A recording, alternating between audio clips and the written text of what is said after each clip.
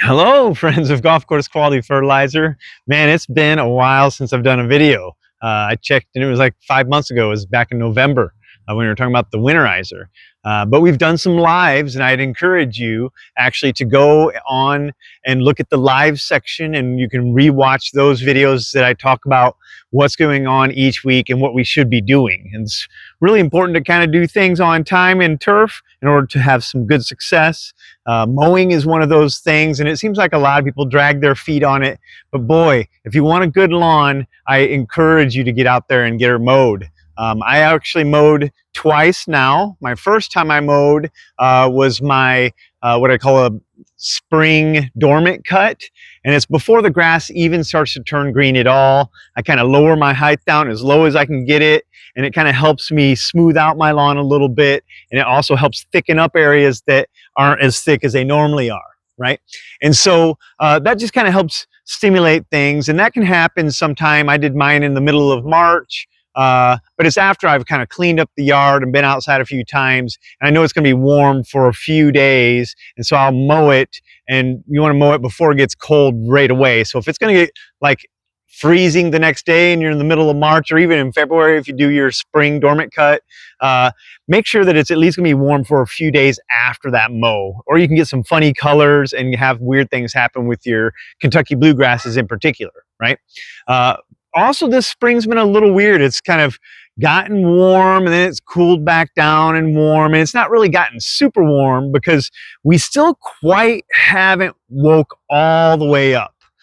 Certain varieties of our turf have woke all the way up, like our perennial ryegrasses and other areas we have turf in, but our Kentucky bluegrass kind of stalled out, and you can see back here where you still see kind of some brownness in the turf, and that's my Kentucky bluegrass. And notice that we have like really nice green areas, and we have other areas that aren't as green. So we have a few different varieties of turf, and they wake up at different temperatures of soil, and we've just starting to warm up now, right? So we've been hanging out in the low 50s, which bluegrass doesn't wake up until mid to upper 50s, and so it's been kind of stalled out while everything else is still kind of starting to grow a little bit and slowly, especially with the cold nights, right?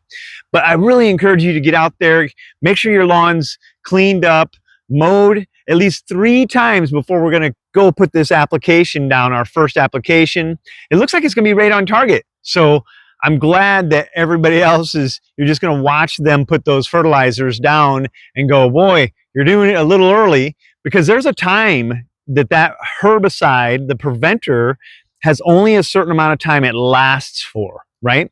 And so if you put it down really early, then you're going to run out of that herbicide protector that's keeping the crabgrass out of your yard before crabgrass is done germinating. It starts germinating all the way until August. And so if we don't have a herbicide that's going to protect us all the way to August, well, then we're going to end up having weeds popping out in the middle of the summer. And then there you go. Now you got to do some extra work and then put more chemistries on our turf area. And I want to stay as light as I can with things I have to use, so the timing of everything really helps that along, right?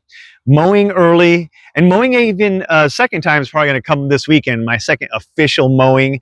That's super important as far as getting that turf stimulated, cleaned up, and starting to grow right.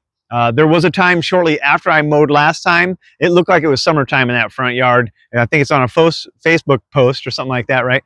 And I tell you what, I mean, it does look really nice. And then, you know, we got a little cold spell and the bluegrass kind of backed itself down a little bit again. And now we're starting to warm up. But you watch, after this really warm weekend, rain and stuff, we're going to have some grass growing. And hopefully you're out there mowing for a second time, right? Officially.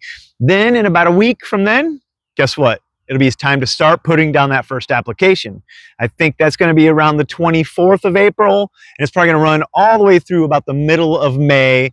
So if I didn't get it down the first week when you get this green light, right? I don't want everybody to rush out, because not everybody's even mowed 3 times by that time I say the time to put down your fertilizer. Make sure you're mowing that yard at least 3 times. It could be 4 or 5 before you put down that first application. And it's going to be a lot better timing. You're going to have a lot better weed protection, especially now that I upgraded it, right? So let's really take advantage of that upgraded crabgrass preventer. And it's going to help the goose grasses and all these ugly grasses. I'm super excited for this season. So let's have fun this year and hope to hear from you if you have any questions.